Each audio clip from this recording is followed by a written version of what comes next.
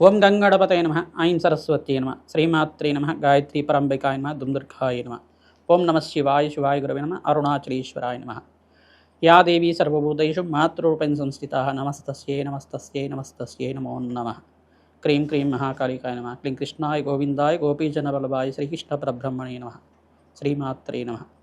YouTube ప్రేక్షకులందరికీ కూడా నమస్కారం అండి. నేను పాలపర్తి గురునాథ శర్మ జ్యోతిష్యం వాస్తు సిద్ధాంతిని. గోచారిత్య గ్రహాల యొక్క ప్రభావం అంతా కూడా మానవాళికంతా కూడా మేషాది ద్వాదశ రాశుల వాళ్ళకి ఎటువంటి ప్రభావం చూపిస్తున్నాయి, పరిహారం అంతా కూడా వార ఫలితాల్లో భాగంగా చెప్పడం జరుగుతుంది.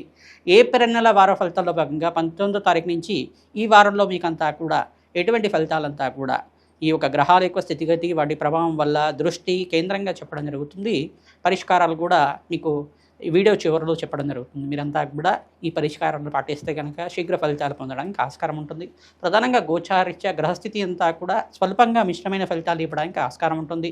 కొన్ని రాశుల వాళ్ళకంతా కూడా శుభమైన ఫలితాలు, కొన్ని రాశుల వాళ్ళకంతా కూడా మిశ్రమైన ఫలితాలంతా కూడా గ్రహాల యొక్క సంయోగం వల్ల జరుగుతుంటుంది. ప్రధానంగా చూసుకుంటే శుక్రుడు అంతా కూడా ఇక్కడ వృషభ రాశుల సంచారం జరుగుతుంది. బృహస్పతి సంచారం అంతా కూడా మిథున రాశుల సంచారం. అంగారకుడు ప్రధానంగా చూసుకుంటే ఇక్కడ మీనరాశుల సంచారం జరుగుతుంది. మరియు ఇక్కడ ప్రధానంగా శనీశ్వరుడు అంతా కూడా మీనరాశుల సంచారం జరుగుతుంది. రవి భగవానుడు అంతా కూడా 15వ తారీఖు నుంచి మేషరాశిలో ఉచ్చస్థానంలో సంచారం జరుగుతుంది. తద్వారా ఉచ్చస్థానంలో సూర్యభగవానుడు సంచారం చేయడం వల్ల విపరీతంగా ఎవరికైతే కనుక గవర్నమెంట్ కాంట్రాక్ట్స్ కోసం ప్రయత్నం చేసుకునే వాళ్ళకి మంచి ఫలితాలు రావడానికి ఆస్కారం ఉంటుంది. ప్రధానంగా ప్రభుత్వ రంగ సంస్థల్లో పనిచేసే వాళ్ళకు కూడా మంచి అధికారం లభించడానికి కానీ ఆస్కారం ఉంటుంది. గవర్నమెంట్ కాంట్రాక్ట్స్ కానీ ఆర్థిక లావాదేవీలు కానీ మంచిగా పనిచేయడానికి ఆస్కారం ఉంటుంది. ప్రభుత్వానికి అంతా కూడా శుభమైన ఫలితాలు రావడానికి ఆస్కారం ఉంటుంది. ప్రధానంగా చూసుకుంటే ఈ యొక్క గ్రహస్థితి ఈ రకంగా ఉంది. కుంభరాశిలో రాహు యొక్క సంచారం జరుగుతుంది. ఈ యొక్క కేతు యొక్క సంచారం అంతా కూడా సింహరాశిలో సంచారం జరుగుతుంది. గ్రహస్థితి అంతా కూడా రాహుకేతు స్తంభంలో ఉంది కావున స్వల్పంగా మిశ్రమైన ఫలితాలు ఇవ్వడానికి ఆస్కారం ఉంటుంది. శ్రమతో కూడిన సంపాదన రావడానికి ఆస్కారం ఉంటుంది. ప్రధానంగా ఈ యొక్క గ్రహస్థితి ఈ రకంగా ఉంది కాబట్టి గ్రహాల యొక్క సంయోగం, వాటి దృష్టి కేంద్రంగా అంతా కూడా సంపూర్ణంగా విశ్లేషణ చేసి మీకు పరిష్కారం చెప్పడం జరుగుతుంది. ఆర్థికంగా స్థితిగతులు పెరగాలన్నా, మీకంతా కూడా వ్యాపారంలో లాభాలు గణించాలన్నా, జాతకరీత్యాన్న దోషాలకంతా కూడా పరిష్కారం ఆచరిస్తూ ఉండడం, తద్వారా శ్రేయస్కరంగా మీకంతా కూడా లాభాలు గణించడానికి ఆస్కారం ఉంటుంది. ఉద్యోగుల్లో ప్రమోషన్స్ రావాలన్నా, విదేశంలో స్థిరత్వం రావాలన్నా గ్రహాల యొక్క సంయోగం అంతా కూడా గోచారరీత్యా కూడా చాలా బాగా ఉండాలి. జాతకరీత్యా కూడా ప్రధానంగా బాగా ఉండాలన్నమాట. గ్రహాల యొక్క బలమంతా కూడా చేకూర్చినప్పుడు మీకంతా కూడా మంచి ఫలితాలు రావడానికి ఆస్కారం ఉంటుంది. ఏ గ్రహం అంతా కూడా యోగ్రంగా ఉంది, ఏ గ్రహానికి అంతా కూడా శాంతి పూజలు ఆచరించుకుంటే మీకంతా కూడా మంచి ఫలితాలు పొందుతారు. సంపూర్ణంగా విశ్లేషణ చేసి పరిష్కారం చెప్పడం జరుగుతుంది.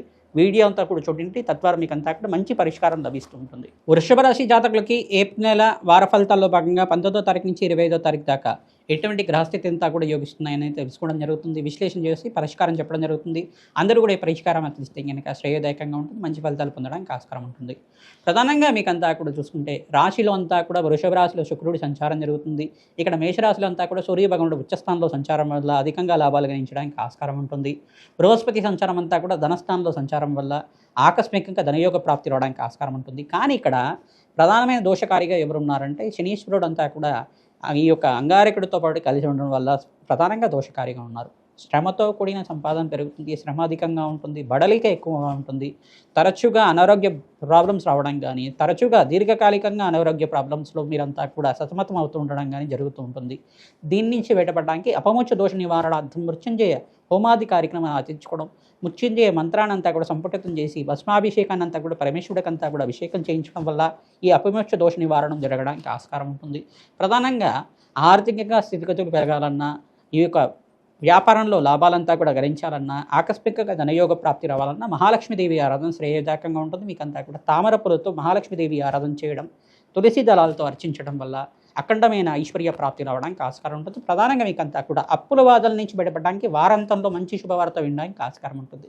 ప్రధానంగా నూతన పెట్టుబడులంతా కూడా వాయిదా వేసుకోవడం మంచి పరిష్కారంగా చెప్పడం జరుగుతుంది. గ్రహస్థితి అంతా కూడా స్తంభంలో ఉంది. గ్రహస్థితి అంతా కూడా మిశ్రమైన ఫలితాలు ఇస్తుంది కావున ఈ యొక్క నూతన పెట్టుబడులంతా కూడా స్వల్పంగా మీరు వాయిదా వేసుకొని మంచి గ్రహస్థితి యోగకరంగా ఉన్నప్పుడు, జాతకరీత్యా దశ యోగకరంగా ఉన్నప్పుడు మీరంతా కూడా నూతన పెట్టుబడులు పెట్టుకోవడం వల్ల లాభాలు గణించడానికి ఆస్కారం ఉంటుంది. ప్రతినిత్యం కూడా కనకదార స్తోత్రాన్ని పఠనం చేసుకోండి. వెంకటేశ్వర స్వామి వారి ఆరాధన చేయండి. పరమేశ్వరుడికి అంతా కూడా చెరుకు రసంతో అభిషేకం చేయించుకోండి. తద్వారా మంచి ఫలితాలు పొందుతారు. నవగ్రహాలకంతా కూడా అభిషేకాది కార్యక్రమాలు, అగ్నికి నవధాన్యాలు సమర్పించడం మాత్రం చేత మీకంతా కూడా ధన ధాన్యాది సమృద్ధి కలుగుతుంది. రాధశ్యామల యజ్ఞాధికతలు ఆచరించుకోవడం, లక్ష్మీ కుబేర శాంతి హోమాది కార్యక్రమాలు ఆచరించుకోవడం వల్ల అఖండ ఐశ్వర్య ప్రాప్తి కలుగుతుంది. శ్రీమాత్రే నమః.